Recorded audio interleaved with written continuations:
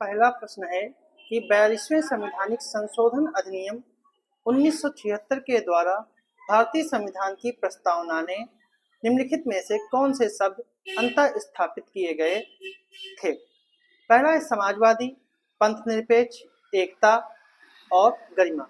तो कूट के आधार पर उत्तर चयन करना है कि कौन सा जो है वो 42वें संवैधानिक संशोधन अधिनियम 1976 के द्वारा प्रस्तावना में शामिल। तो इसमें यह बताना है कि कौन सा 42वें संवैधानिक संशोधन अधिनियम के द्वारा इसे शामिल किया गया था। कूट है केवल एक और दो तीन, एक और दो, या फिर 2 3 4। तो जो इसका सही जो आंसर है वो आपका है, ठीक है, सी ऑप्शन, 1 और 2, ठीक है, पहला और दूसरा। समाजवादी और पंथनिरपेक्ष भारतीय संविधान की प्रस्तावना में संशोधन किया जा सकता है, जबकि प्रस्तावना में निहित संविधान की मूल विशेषताओं में कोई संशोधन नहीं किया जा सकता है, क्योंकि प्रस्तावना जो है वो संविधान का मूल ढांचा है। संविधान की प्रस्तावना की जो विशेषताएं हैं वो मूल ढांचा है, ठीक है, और केशवानंद भारती वाद के निर्णय के अनुसार, ठीक है, जो मूल ढांचा है उसमें संशोधन नहीं किया जा सकता है। प्रस्तावना में जो है वो 1976 में 42वें संवैधानिक संशोधन के द्वारा संशोधन किया गया था, ठीक है, और उसमें केवल आज तक केवल प्रस्तावना में एक बार ही संशोधन किया गया है, और प्रस्तावना में 3 शब्द जोड़े गए थे। एक है समाजवादी, एक है पंथनिरपेक्ष और एक है अखंडता, ठीक है।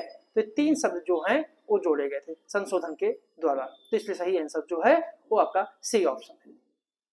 अगला प्रश्न है, संविधान सभा के संदर्भ में निम्नलिखित कथनों पर विचार कीजिए कि इसने अपने पहले सत्र से उद्देश्य प्रस्ताव पारित करके इसने 1947 के भारत स्वतंत्रता अधिनियम को निरस्त कर दिया, और दूसरा है महात्मा गांधी ने संविधान सभा को एक संप्रभु निकाय माना था। तो ये कौन सा कथन जो है सही नहीं है? केवल एक, केवल दो, दोनों, या फिर दोनों नहीं। जो इसका सही जो आंसर है वो आपका है सी ऑप्शन, ठीक है, कि इसके दोनों कथन जो हैं सही नहीं है। ऐसा इसलिए है कि संविधान का जो संगठन है या संविधान का जो गठन है वो कैबिनेट मिशन योजना के तहत 1946 में हुआ था, जिसमें सदस्यों को प्रांतीय विधानसभाओं के द्वारा अप्रत्यक्ष निर्वाचन के माध्यम से चुना गया था, और व्यवस्था इस प्रकार थी कि 292 जो सदस्य हैं वो विधानसभा के माध्यम से, 93 जो सदस्य हैं वो भारतीय शाही रियासतों की तरफ से, 4 सदस्य जो हैं वो मुख्य आयुक्त वाले प्रांतों से, ठीक है। तो इन सबसे मिलकर जो है वो संविधान सभा बनी थी, और प्रांतों के मध्य से संविधान सभा में सर्वाधिक प्रतिनिधि जो हैं वो संयुक्त प्रांत से थे, जिसमें 55 थे। उसके बाद मद्रास जो था वो दूसरे स्थान पर, जहां से 49 प्रतिनिधि चुने गए थे। अब बात करते हैं पहला कथन जो है वो सही क्यों नहीं है, क्योंकि 1947 के भारत स्वतंत्रता अधिनियम को संविधान सभा के द्वारा अपने प्रथम सत्र में उद्देश्य प्रस्ताव पारित करके निरस्त नहीं किया गया था।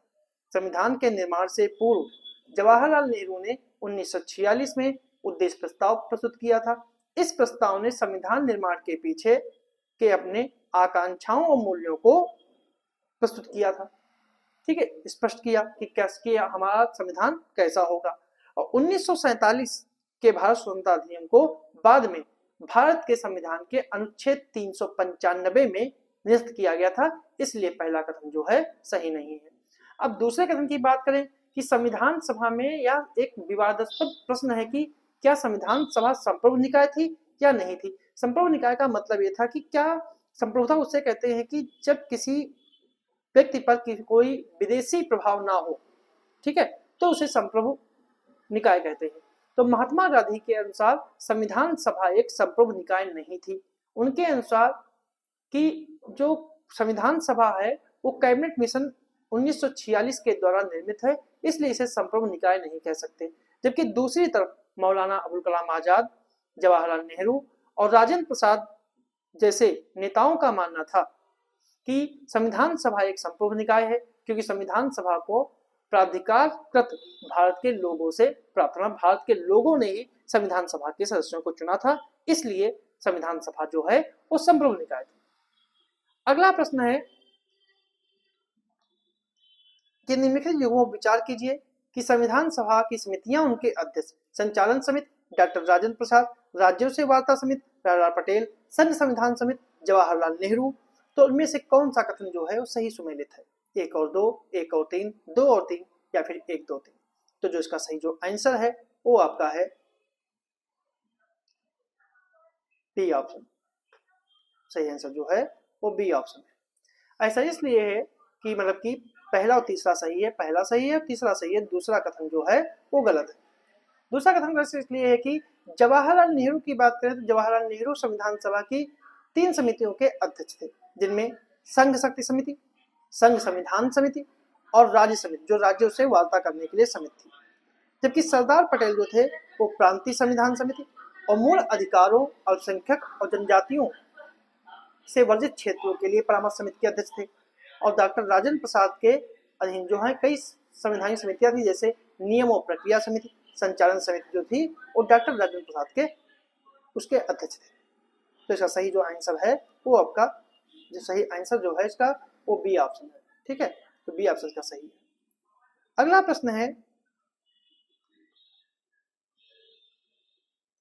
निम्नलिखित में से कौन से भारत के संविधान की मूल संरचना के तत्व माने जा सकते हैं? पहला है स्वतंत्रता एवं व्यक्ति की गरिमा, संविधान में संशोधन के लिए संसद की सीमित शक्ति, तीसरा है संविधान का धर्मनिरपेक्ष स्वरूप। तो ये कौन सा जो है वो सही उत्तर है? केवल 1 और 2, 1 और 3, 2 और 3 या फिर 1, 2, 3। तो जो इसका सही जो आंसर है वो आपका है, ठीक है, डी ऑप्शन। 1, 2, 3 मतलब तीनों कथन जो है वो मूल संरचना या मूल ढांचे के तत्व माने जा सकते हैं। मूल ढांचे का प्रश्न जो है वो केशवानंद भारतीवाद 1973 में आया था, जब सर्वोच्च न्यायालय ने इस नियम को प्रतिपादित किया था। इन निर्णयों में अनेक निर्णयों में संविधान की मूल संरचना के तत्वों को शामिल किया गया था। और 1973 के बाद में केशवानंद भारतीवाद में सर्वोच्च न्यायालय ने ये कहा था कि मूल ढांचा क्या होगा यह सर्वोच्च न्यायालय समय समय पर बताता रहेगा।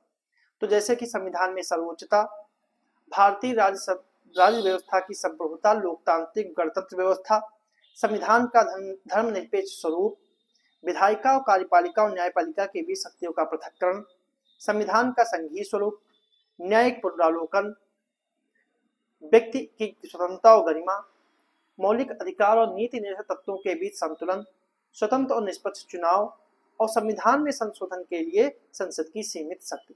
ये सब जो हैं वो संविधान के मूल संरचना के तत्व माने जाते हैं। तो सही आंसर इसका जो है वो डी ऑप्शन है। अगला प्रश्न है, निम्नलिखित में से कौन से कार्य संविधान सभा के द्वारा निष्पादित किए गए थे? पहला है भारत का राष्ट्रमंडल की सदस्यता ग्रहण करने का अनुसमर्थन, राष्ट्रध्वज राष्ट्रगान का अंगीकरण, तीसरा है भारत के प्रथम राष्ट्रपति के रूप में डॉक्टर राजेंद्र प्रसाद का निर्वाचन। ठीक है, और तो कूट के आधार पर हमें सही उत्तर चुनना है कि केवल 1, 1 और 2, 2 और 3 या फिर 1, 2, 3। तो जो इसका सही जो आंसर है वो आपका है डी ऑप्शन, कि इसके डी ऑप्शन जो है वो सही है। क्योंकि संविधान निर्माण और साधारण कानूनों को अधिनियमित करने के लिए अतिरिक्त संविधान सभा ने कुछ और कार्य भी किए थे, जैसे मई 1949 में भारत द्वारा राष्ट्रमंडल की सदस्यता का अनुसमर्थन, 22 जुलाई 1947 को राष्ट्रध्वज का अंगीकरण, 24 जनवरी 1950 को राष्ट्रगान का अंगीकरण और 24 जनवरी 1950 को ही राष्ट्रगीत का अंगीकरण और 24 जनवरी 1950 को ही डॉक्टर राजेंद्र प्रसाद को भारत का प्रथम राष्ट्रपति के रूप में निर्वाचित करना। तो इसका सही जो आंसर है वो 1, 2, 3 तीनों कथन जो हैं वो सही।